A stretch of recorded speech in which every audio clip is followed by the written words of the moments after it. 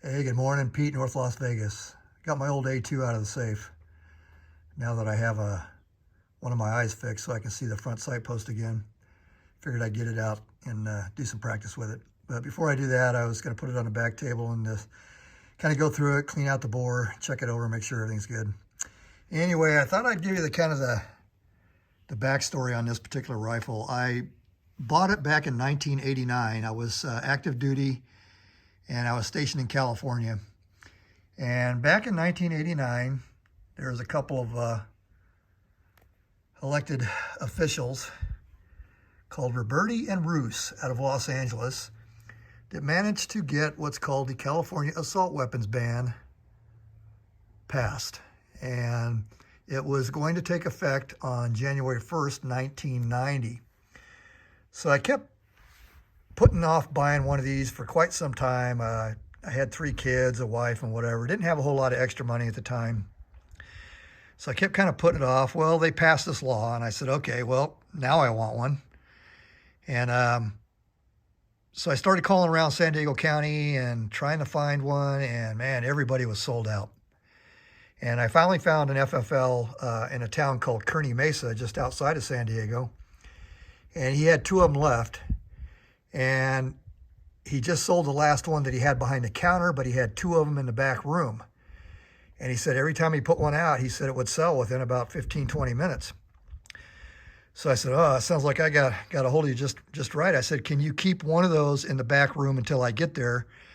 I said, I can be there in about 30 minutes, maybe 45. I live in a small town called Ramona, not too far from where you guys are at. So he said, okay, yeah, I'll do that for you. So I showed up there about 30, 45 minutes later and got a hold of the guy I talked to on the phone. And he did what he said he was going to do. He held one back for me, and I pulled it out of the box and took a look at it and made the purchase. Back then, if I remember right, it was 14-day waiting period. It may have been 21 days. For some reason, I got 3 weeks stuck in my head. So anyway, I purchased the rifle right as this January 1st law was getting ready to take effect. I don't remember all the details of the law. I think if these FFLs already had them in stock and already had them in their store, they could still sell them after January 1st, but they couldn't sell anything else beyond that. So anyway, I kind of slid in just under the wire for this particular A2. And now we're going to start talking about what I purchased. And I didn't quite understand at the time exactly what kind of AR I was purchasing. But anyway, it was a Colt Sporter match HBAR. Okay, so we're looking at the barrel stamping here. So far, so good. It's got the slightly semi-upgraded A2 bird cage on it. First thing I noticed when I got the rifle home, and like I said, I was in kind of a hurry to buy this. I hadn't done a whole lot of homework or research, but I noticed that the bayonet lug had been shaved off by Colt. So that was the first thing that Colt did with the Sporter back then. Okay, so no bayonet lug. Wasn't a big deal back then, and it's still not a big deal today. Didn't really care about that one too much. The other thing is, this is a K&S push pin, but what it originally came with was a screw and a nut. And you'll notice that there's no hole right here for drainage or anti-hydraulicking. That's because Colt, on this particular model, did not drill this out, did not put a spring or a detent in there. So the only way you're going to hold this together is with a aftermarket push pin or the screw and the nut that came with it. So it did not come with the push-out pivot pin. So that's another change that Colt made on this particular model. And I'm not sure why they did that, but whatever. That one did kind of bug me a little bit.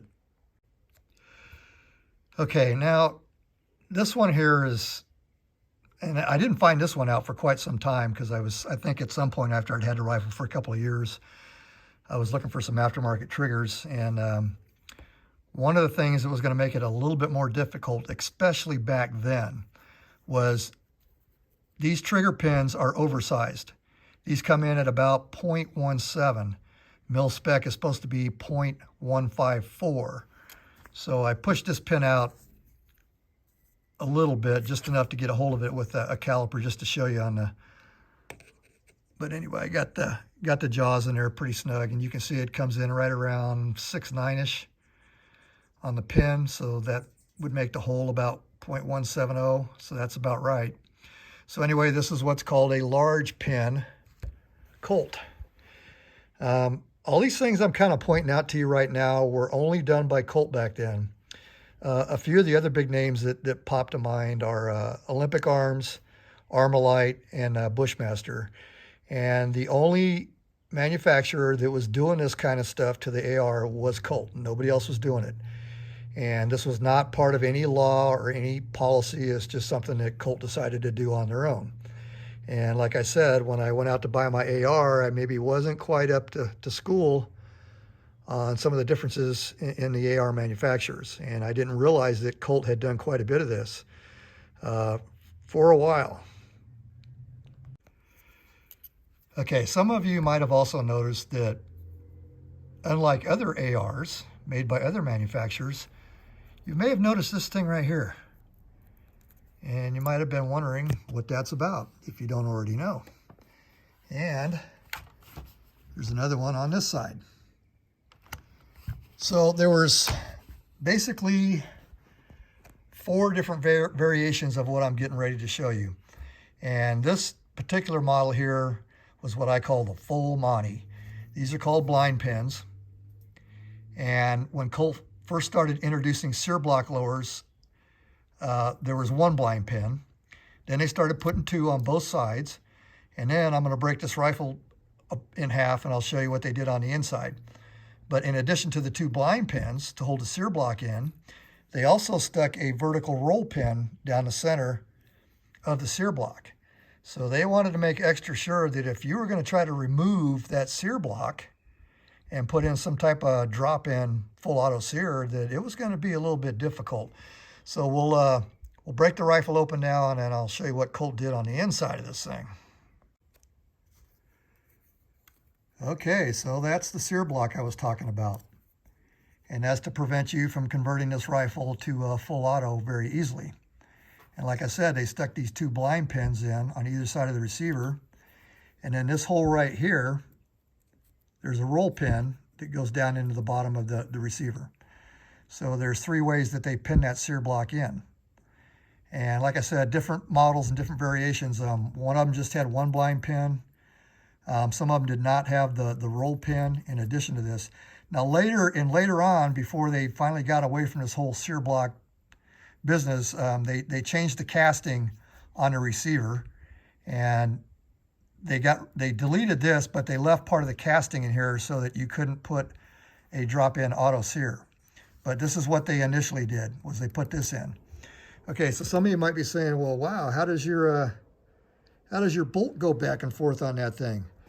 Well, here's something else they did. They took the bolt carrier group and they pretty much removed the bottom half of it. And that allows this bolt carrier to slide over the top of the sear block. And like I'm saying, I know I'm kind of repeating myself, but when I bought this rifle back then, I did not know that Colt had made all these changes to the rifle. And would I have still bought it? Yeah, probably, because of the assault weapons law that they were coming out with. It was still, in my mind, you know, even later on when I found out about all this stuff, it was still an AR, and it was still a Colt. Okay, just on kind of a side note here, if you're going to use one of these Accurate wedges, sometimes they're red, sometimes they're yellow. This tab here, depending on your shelf on the receiver, this tab here could be sticking up high enough to interfere with your buffer. So on this one here, you can see where I've trimmed it down. And that's just to make sure that the bolt carrier does not interfere with this as the bolt carrier slides back and forth. But on a couple of my rifles, my other rifles, this AccuWedge here, the back tab would stick up and interfere with the bolt carrier going into the buffer tube, and can cause you to short cycle or maybe even cause a malfunction if that that tip should break off. So if you're using one of these AccuWedges, that's something you might want to pay attention to, is make sure that this is not sticking up too high, and just trim it off with a pair of scissors and you'll be fine. Okay, so I thought before we end the video, I'd just share some general information about the old A2 platform. So these drums were designed for a 25 meter zero, and your initial setting is from 0 to 300. And you want to make sure that your aperture is on the small setting when you get ready to zero your rifle. Now, a lot of people think that the large aperture is for low light, but everything I've read, the Marine Corps manual, whatever, says that's 0 to 200 yards. If you want to say it's low light, okay. Anyway, put your peep sight on the small. What you do is get your drum all the way down until you're lined up with the 8.3. Now, everything I'm telling you assumes that the manufacturer got the drum and the sight and everything lined up from the factory correctly to begin with. But anyway, get your elevation drum on the 8.3 tick mark, and then you're going to come up one click for an A2. And then what you do is you get your rifle at 25 meters and you start adjusting your sight point, or your sight post, for a point of aim, point of impact. And then once you're hitting where you want to hit, then you're done adjusting this sight post. Then you put this drum back onto the actual zero setting, not your 0 setting. And now you're set up for 0 to 300 meters. And then, like I said, if you need to shoot closer, you can flip this down, and that allows you to see a little bit more, 0 to 200 yards. Okay, so that's how you zero an A2 platform. Okay, well, what if you want to run some optics? Back then, your choices were kind of limited. Back then, I ended up buying these two mounts here. And let's see if we can get that on camera. And this is a M16 A2 mount. And this is, focus, the A2 AR-10 extended mount. You can see that one of them's a little bit longer than the other. So if you wanted to maybe have a little bit more adjustability on scope rings. Anyway, that was one of your options, was it would fit in the carry handle and you mount your optics. And like I said, I also bought the extended version.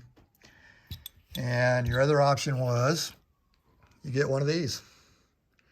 And this was designed to fit in the carry handle. Now, this is not a retro, it's not a knockoff, it's not made in China. This is a for real Colt that I bought back about the same time I bought the rifle. So this is the real deal. And there's a lot of knockoffs out there, so you got to kind of watch out what you're buying. One of the indications is these screws. If they're not straight slots, possible knockoff.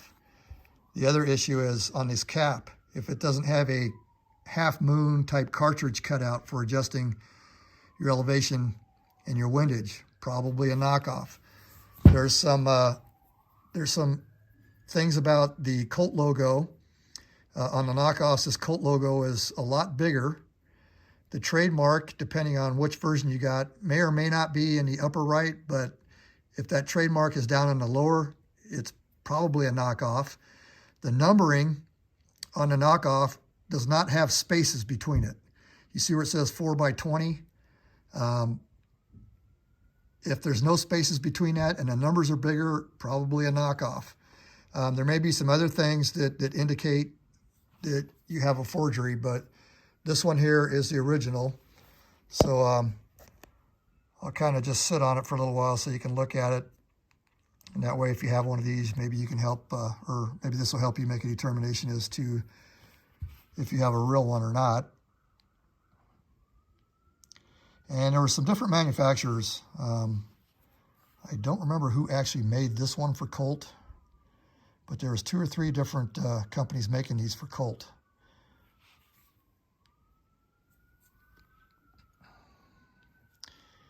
Here's the old inspection tag. Looks like it's fallen off. There's just some remnants there. And then back in the day, I had this idea that I was going to turn it into a Delta clone.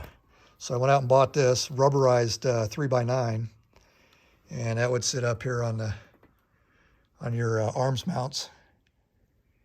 And then all I needed was the plastic cheek piece that went up here, and then I was going to have myself a Delta clone. And looking back on that one, I kind of laugh now, like, yeah. But back then, choices were limited. So anyway, I think I covered mostly what I wanted to cover about the A2, and I'm just going to take this thing apart now and get it cleaned up. Anyway, if you're not familiar with these old A2 platforms, especially the ARs made in this era, large pin, sear block. Anyway, hope I helped you out if you're looking at one of these older versions. Pete, North Las Vegas, over and out. Anyway, we'll zoom out, take one last look at it. Oh, the other thing I wanted to mention was I was actually thinking about making a clone. And I cannot find an A2 receiver anywhere. They're either out of stock, indefinite back order, not available anymore. The only online retailer as of right now that has any A2s is Fulton Armory. But he's not selling the receiver all by itself. You have to buy the whole complete upper, barrel, handguard, sight. You have to buy the whole 9 yards, and he wants about $1,000. And it's like, no, I don't need an A2 that bad. I already have one. All right. Once again, Pete, North Las Vegas, over and out.